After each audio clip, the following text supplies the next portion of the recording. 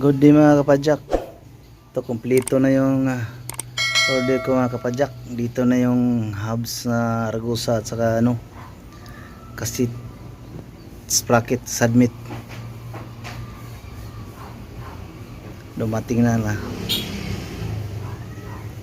Dalhin na natin sa bike shop mga kapadyak. Ipakabit na natin to. Palitan natin yung stock na 3D type mga kapadyak. Tayo na.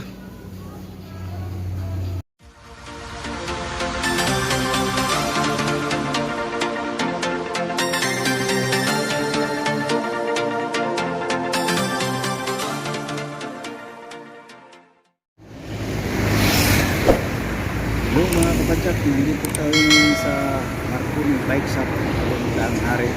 Nakabit na natin yung hubs at saka sprocket mga kapadyak. Ito natin hanggang yung kulihang gulong mga kapadyak para ikabit yung hubs.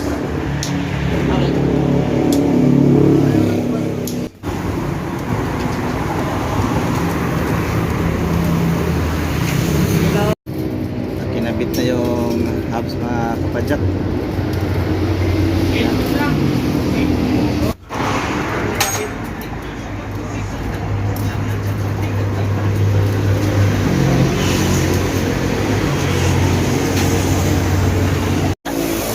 Kapadyak, dito na. Kabit na yung mga spokes na align na ni Kuya. Shout out pala kay Kuya. Siya ang nagkabit sa bilis niyang magalaw mga kapadyak. Pero master siya magkabit sa mga nito. Solid gawa ni Kuya Tang eh. Hubs. Ina-adjust na niya.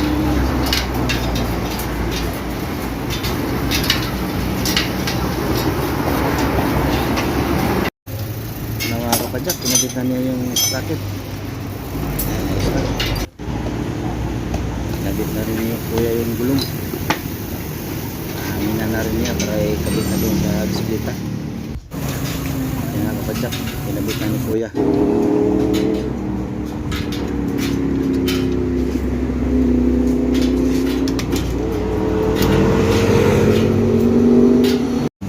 Yan mga kapadyak, pinutuno na ni Kuya. Kaso sumasabit yung RD natin. Kailangan daw na lagyan ng doping para di sumasabit. Kasi 7 speed na yung RD natin mga kapadyak. Mga kapadyak, kinabitan ni Kuya na doping para di siya sumasabit sa sprocket yung RD natin. Pero nakabalik na yun, di ba? Balik, nagpila mo din lupa. Hindi ko magalon.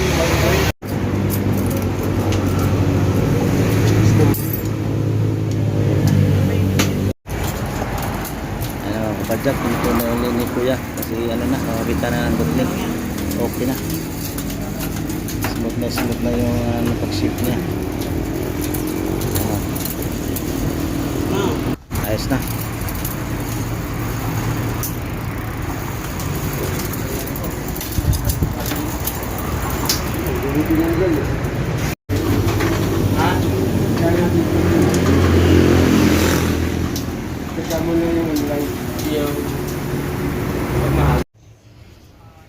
Okay na mga kapadyak, nandito na tayo sa bahay.